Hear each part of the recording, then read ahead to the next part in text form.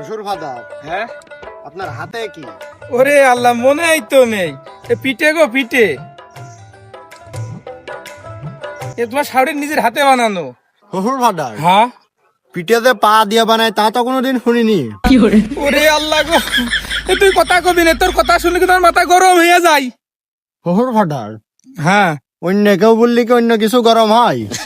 ওরে আল্লাহ রে, তুই কথা কবি না, তুই কথা গেলে তো মেরে তো দাঁত ভেঙে ফেলে দিবা নে।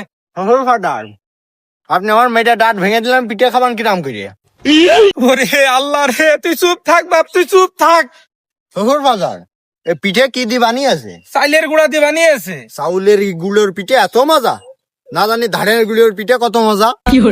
ওরে আল্লাহ রে, এই সম্বন্ধে তোরে যে আমার কি বলবো, তোর কি কোনোদিন বুদ্ধি শুদ্ধি হবে না নাকি? তো বুদ্ধি হবে গ্রাম করে? আমার বাড়ি কি কোনোদিন চোর এসে নাকি? আরে আল্লাহ, চোরের সাথে বুদ্ধির কি সম্পর্ক? কেন আপনি জানেন না চোর পালালে বুদ্ধি বাড়ে? চোর আসবে, চুরি করে নিয়ে পালাবে, তারপরে তো আমার বুদ্ধি বাড়বে। এই, তোরে যে আখ খাওয়া টাকা দিলাম, তুই সে আখ খাইছিস? ওই বাজারে গেলাম, আখ পাইনি, আখের গুড়ি জিলেপি কিনে খাইছি। দেখো দিনই কারবার, তোর আখ খাতে বললাম দাঁত পরিষ্কার করার জন্য, তুই আখে জিলেবিকে দাঁত নোংরা করে আইছিস, তোর বাড়িয়ে কিন্তু শেষ করে ফেলে দেবো একদম।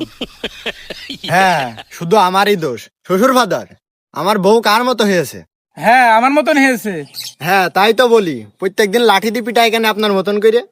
আরে আমার মেয়ে তোর পিটাই কি জন্যি? প্রত্যেক দিনে যে বিছানায় পিসাব করি এই জন্যই। দেখি তোরা যে বাড়িয়ে মেরে ফেলবো, সুন্দর পোকা যাবো।